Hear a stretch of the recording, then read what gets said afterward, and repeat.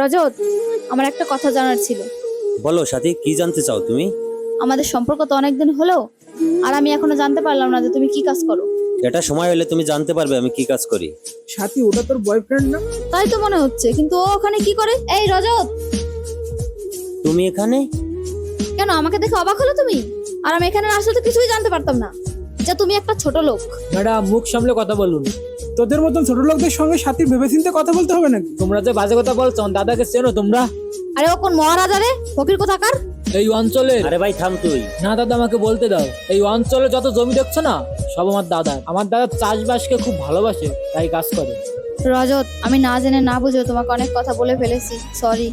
যখন তুমি দেখলে আমি কৃষিকাজ করছি আমি ছোট লোক হয়ে গেলাম? যখন জানলে আমার এত কিছু আছে তখন সরি। মনে রেখো, কোনো কাজই ছোট না, আর কোনো মানুষকে ছোট করে দেখা আমাদের উচিত না। চল ভাই।